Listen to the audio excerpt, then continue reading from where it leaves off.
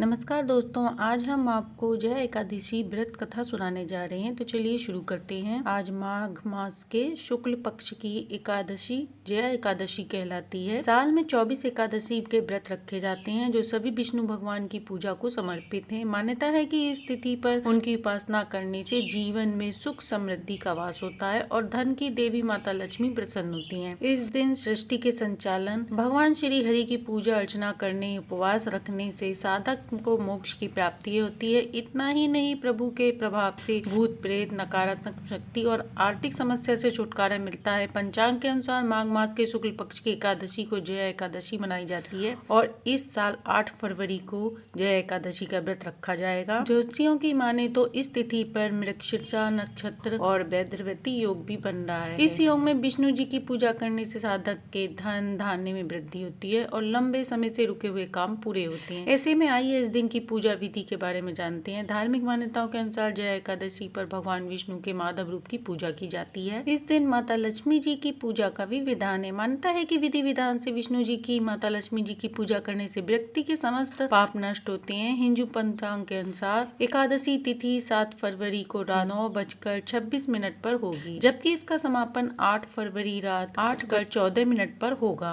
यह व्रत में फलों और पंचामृत का भोग लगाया जाता है। इस दिन केवल जल और फल का सेवन करना उत्तम होता है। विष्णु जी को प्रसन्न करने के लिए इस विधि से करें जय एकादशी व्रत पूजन। एकादशी की सुबह स्नान कर लें, साफ वस्त्र धारण करें। इस दौरान घर की साफ सफाई का भी ध्यान रखें। अब पूजा में सबसे पहले चौकी लगा लें। इसके बाद भगवान विष्णु को पंचामृत कच्चे दूध से स्नान कराकर मूर्ति चौकी पर स्थापित करें। उन्हें वस्त्र अर्पण करें, उन्हें फूल फल मिठाई अर्पित करें। भगवान विष्णु और माता लक्ष्मी के सामने घी का दीपक जलाएं। अब एकादशी व्रत की कथा पाठ का श्रवण करें। भगवान विष्णु के मंत्रों का जाप करें। अंत में माता लक्ष्मी और विष्णु जी की आरती करें और प्रसाद वितरण करें। अब आइए सुनते हैं। पौराणिक कथा के अनुसार धर्मराज जी युधिष्ठिर भगवान श्री कृष्ण से पूछते हैं और कहते हैं कि माघ शुक्ल पक्ष की एकादशी को किस देवता की पूजा करनी चाहिए और इस एकादशी का क्या महत्व है। इसके जवाब में श्री कृष्ण भगवान कहते हैं कि माघ शुक्ल पक्ष की एकादशी को जय एकादशी कहते हैं। यह एकादशी बहुत पुण्यदायी है। इस एकादशी का व्रत करने से साधकों की सभी इच्छाएं पूर्ण होती हैं। इस दिन एकादशी का व्रत करने से व्यक्ति के नीच योनि जैसे भूत प्रेत पिशाच योनि से मुक्ति हो जाती है। जो मनुष्य इस दिन भगवान की पूजा सच्चे मन से करते हैं और व्रत रखते हैं, उन्हें हर प्रकार की प्राप्ति हैं। श्री कृष्ण जी युधिष्ठिर को जय एकादशी व्रत के प्रसंग के बारे में बताया। जय एकादशी पर भगवान विष्णु की विधिवत पूजा करने के साथ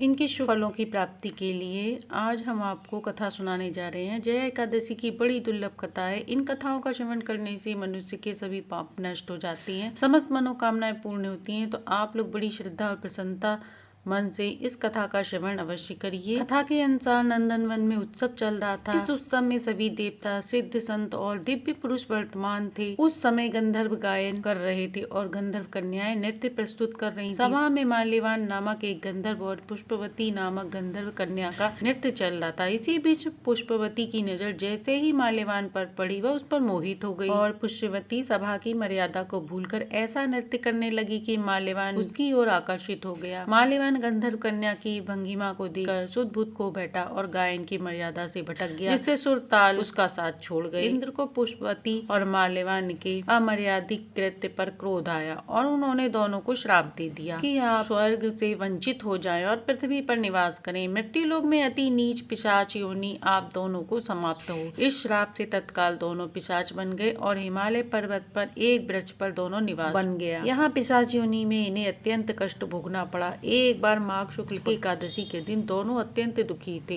उस दिन वे केवल फलाहार करे। रात्रि में दोनों को बहुत ठंड लग रही थी, अतः दोनों रात भर साथ बैठकर जागते रहे। ठंड के कारण दोनों की मृत्यु हो गई और अनजाने में जय एकादशी का व्रत हो गया। दोनों को पिशाच योनि से मुक्ति मिल गई। अब माल्यवान और पुष्पवती पहले से भी सुंदर हो गए और स्वर्ग लोक में उन्हें स्थान मिला। देवराज ने जब दोनों को देखा तो चकित रह गए और पिशाच योनि से मुक्ति कैसी मिली, यह पूछा। माल्यवान ने कहा, यह भगवान विष्णु की जय जया एकादशी का प्रभाव है। हम इस एकादशी के प्रभाव से पिशाच योनि से मुक्त हुए हैं। इंद्र इससे अति प्रसन्न हुए और कहा कि जगदीश्वर के भक्त हैं, इसलिए आप अब मेरे आदरणीय हैं। आप स्वर्ग में आनंद पूर्वक निवास करें। इस प्रकार जो व्यक्ति जया एकादशी का व्रत करता है उसके सभी पाप नष्ट हो जाते हैं, उसे मोक्ष की प्राप्त होती है। कथा सुनकर श्री कृष्ण भगवान ने बताया कि जया एकादशी के दिन जगपति जगदीश्वर भगवान विष्णु ही सर्वथा। जो श्रद्धालु इस दिन व्रत करते हैं उन्हें दसवीं तिथि से ही एक समय आहार करना चाहिए। इस बात का ध्यान रखें कि आहार सात्विक हो। एकादशी के दिन का विष्णु जी का ध्यान संकल्प करें और फिर धूप दीप नैवेद्य चंदन तिल एवं पंचामृत से भगवान की पूजा करें। तो प्रेम से बोलिए विष्णु भगवान की जय। आइए अब सुनते हैं एकादशी माता की कहानी। एक बार एक राज्य में एक राजा रहा करता था। राजा बहुत बुद्धिमान और बलशाली था। राजा सदैव अपनी प्रजा का बहुत ध्यान रखता था। प्रजा भी राजा से बहुत प्यार करती थी। राजा की 2 बेटियां थी। राजा अपनी दोनों बेटियों से बहुत प्रेम करता था। राजा की छोटी बेटी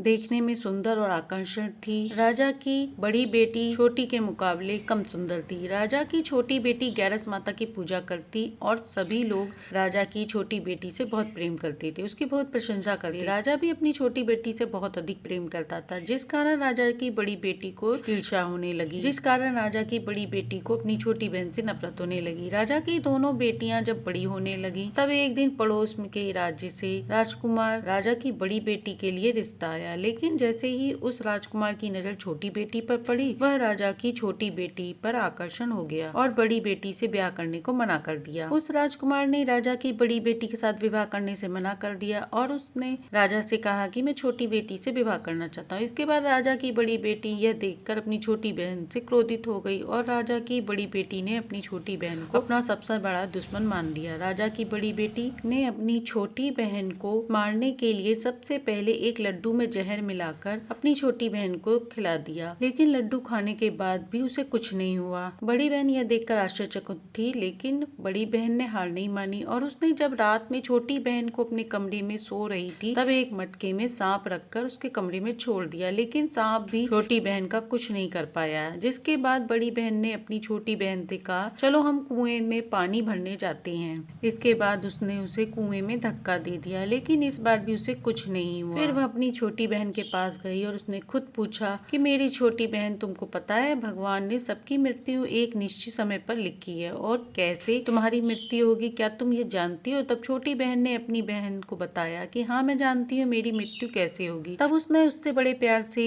उसकी मृत्यु का राज पूछा और वह बड़ी भोली थी, उसने सब बता दिया। मेरी मृत्यु तो एक तोते में है, जो तोते के गले में एक हार है उसमें मेरी मृत्यु होगी। जब कोई व्यक्ति तोते को मारकर वह हार अपने गले में पहन लेगा तो मैं मूर्छित हो जाऊंगी और जैसे ही उस हार को अपने गले से उतारेगा मैं वापस जीवित हो जाऊंगी। अपनी छोटी बहन की मृत्यु का राज जानकर बड़ी बहन बहुत खुश हुई और उसने अपनी छोटी बहन से यह सुनकर वह मन ही मन बहुत खुश हुई। अब वह उसके पालतू तोते को ढूंढने लगी। छोटी बहन को आभास हो गया कि उसे कोई मारना चाहता है, जिसके लिए वह अपने पिता के पास गई और उसने अपने पिता से कहा कि पिताजी मेरी मृत्यु के बाद आप मुझे जलाइएगा मत, बल्कि आप मुझे अपनी पुरानी हवेली में एक पलंग पर लिटा दीजिएगा। राजा ने कहा, बेटा तुम ऐसा क्यों कह रही हो? तो लड़की ने कहा कि पिताजी समय का कुछ नहीं पता, कब क्या हो जाए किसी को कुछ नहीं पता होता है। और फिर राजा ने अपनी छोटी बेटी से कहा कि तुम ऐसी बात मत करो, 2-3 दिन बाद तुम्हारा विवाह है। लेकिन छोटी बेटी ने अपने पिता को ऐसा ही करने पर कहा। 2-3 दिन बाद उसकी शादी का समय आ जाता है। जैसे ही छोटी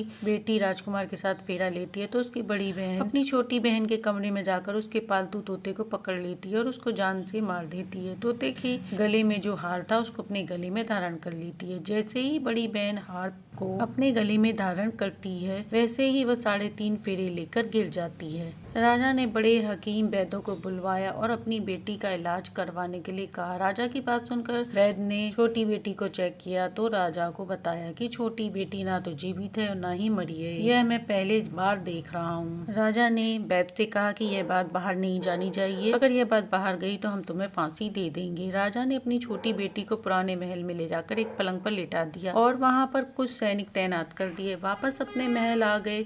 राजा की बड़ी बेटी अपने पिता से कहती है कि पिताजी यदि आप चाहें तो आपकी इज्जत बचाने के लिए मैं विवाह कर लूं। राजा को अपनी बड़ी बेटी की बात समझ में आ गई। उन्होंने अपनी बड़ी बेटी को छोटी बेटी के कपड़े पहनाकर मंडप में भेज दिया, लेकिन राजकुमार यह जान गया कि ये छोटी बेटी नहीं है बल्कि ये बड़ी बेटी है और राजकुमार ने शादी से मना कर दिया। पर सबने जबरदस्ती उसका विवाह करा दिया, जिसके बाद राजकुमार राजा की बड़ी बेटी को अपने महल ले गया। राजकुमार की बड़ी बेटी से बात नहीं करता था, ना ही उसे पसंद करता था, ना उसके पास जाता। और राजकुमार ने यह फैसला किया कि वह अपनी पत्नी को ढूंढेगा। तब राजकुमार ने सैनिकों से पूछा कि तुम लोग यहाँ क्या कर रहे हो? इस महल के अंदर पलंग पे कौन लेटा है? इसके बाद सैनिकों ने बताया कि यह छोटी राजकुमारी है। एक दिन घोड़े पर सवार होकर राजकुमार चल दिया। जहाँ पर वह रुका वहाँ पर उसने एक महल देखा, वहाँ पे कुछ सैनिक देखे। वह समझ गया कि यह तो हमारे ससुर जी का महल है। यह सुनकर राजकुमार प्रसन्न हो गया। वह तुरंत अपनी प्रेमिका के पास गया और उसकी सेवा करने लगा। जैसे ही रात हुई तो छोटी राजा की छोटी